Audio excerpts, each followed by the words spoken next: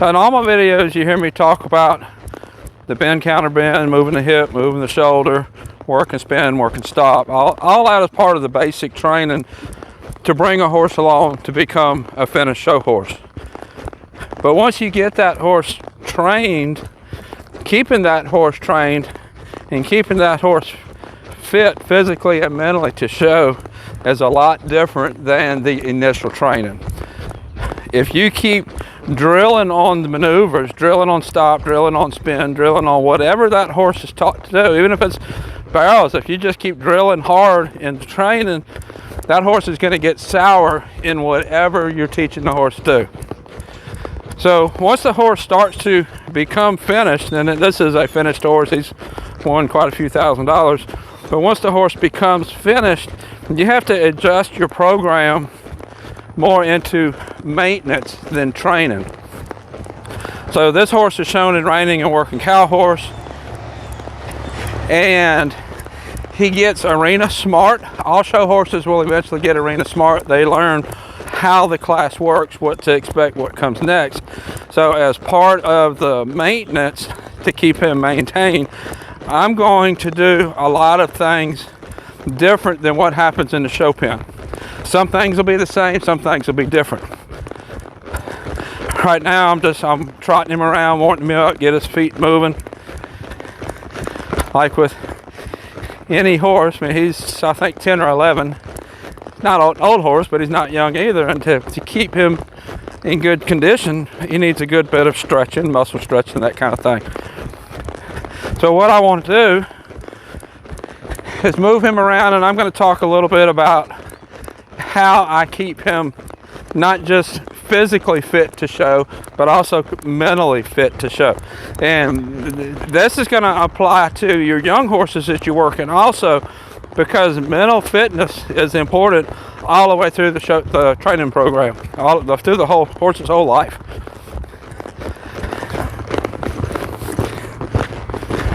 Now we loped off in the right lead. We're going in the right circle. Part of physically fit is I want him to keep his body round, shoulder up, hip engaged, broke at the pole. And since he is finished, he doesn't get ridden as hard or as often as a horse that's in training. So we spend more time on maintenance of his muscles, maintenance of his joints, just kind of physically keeping him fit.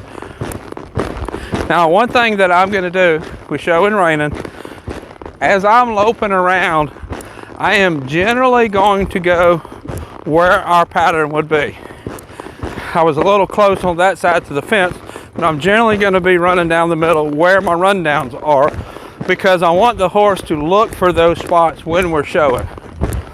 When I'm circling, I am generally going to be circling where I want the horse to circle when we're showing, so that he looks for those spots. Same thing as if you're, say, you have a jumping horse and you're practicing your fences. You're always going to teach that horse to center. You're not going to let him get away with bad habits when you're practicing. You're going to always have that horse wanting to look for the place that he's supposed to be. Now, the thing that I'm going to do mentally is I'm going to throw in some steering here and there. Start my small circle. Now I might come out here. And that's going to keep his body honest, because if I go into a small slow here, when we're showing, he generally knows that we're going to go ahead and do a whole small slow. And sometimes the shoulder starts to fall in. So by taking him out to the fence, that will keep his body more honest. Now we're going to do a small slow at the fence out here at the gate. The reason I do small slows out here is if I'm running a big fast in my pattern, I want him to understand that sometimes we're going to make a circle out here, and that's going to keep his attention on me throughout that big circle, waiting for me to ask him, what are we going to do next? Now we're going to start a rundown. Now, I am going to go for my rundown through my middle, because every time we set up for a rundown, I don't want him thinking rundown. I want him thinking position and speed. I don't want him thinking maneuver. That's really important. Think about that. I don't want him thinking maneuver. I don't want him thinking rundown. I want him thinking position and speed. See, we're loping down. We're loping in the correct position in the arena, the correct body position, and the speed I asked for. Start another rundown. This time I'm going to turn through the middle. I always keep him honest. Now, another thing with my finished horses, I never do lead changes in the middle. What I will do is I'll change leads anywhere except for the middle, because I don't want him anticipating lead changes in the middle. What I'm going to do is counter canter, left leg back, and then change lead. What that's going to do, the counter canter helps keep the shoulder up for better circles. If you notice, once in a while, he'll start to kind of fall in his circle. Counter cantering helps that. I missed my middle. I was looking at the camera and not my cone. Counter cantering helps keep that inside shoulder up. So I do a fair amount of counter cantering my older horses.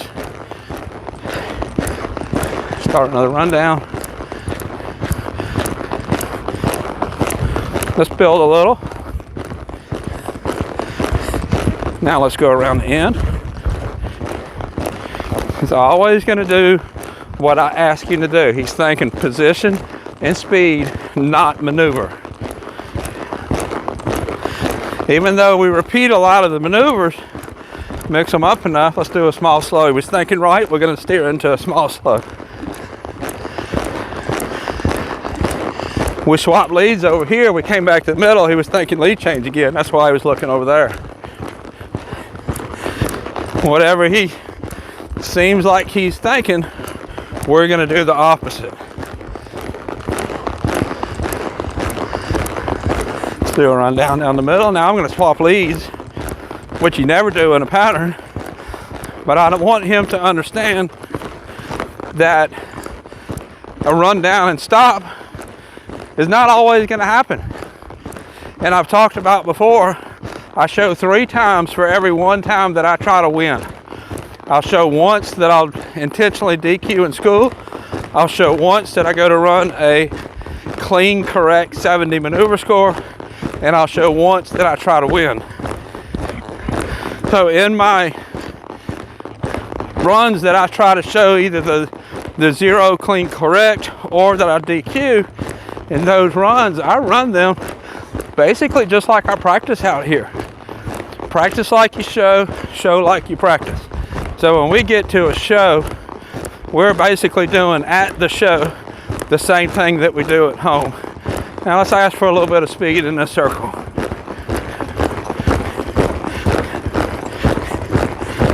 I want him locked into the circle. A little bit falling in there. Next time we get to the middle, I'll ask him to slow down. My slow down cue is a lot different than what a lot of people do. It's going to be left leg back in the hip.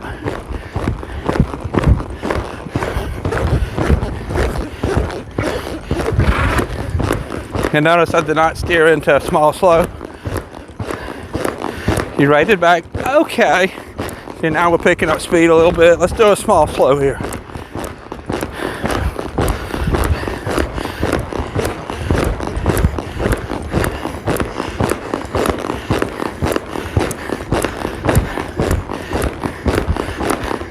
I'm going to do a lead change and do a big fast in the left. I'm not going to change right here.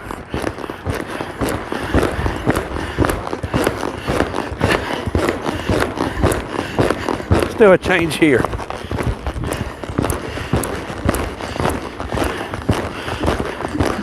And we'll do a rundown. You see how all the parts that I'm doing is all parts of a reining pattern, but they're not a pattern.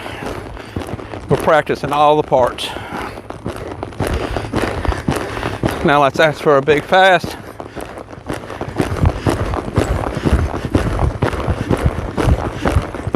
Pretty decent in the middle. Falling in a little bit of left leg, pick my hand up, pick that shoulder up, a little bit of counter carrying will help that. Small, slow in the middle, right leg back. That was a better slow down. Go down here and we'll do one stop. Don't do a lot of stops when I practice. One or two here and there.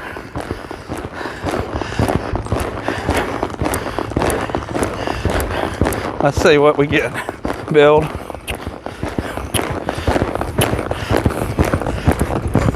Whoa. Got a little crooked at the end.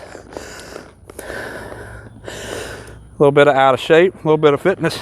We'll fix that. He was also thinking about going around the end of the arena. So that's a little bit into how I maintain an older horse. I didn't even spin. Don't spin every time. I don't stop every time.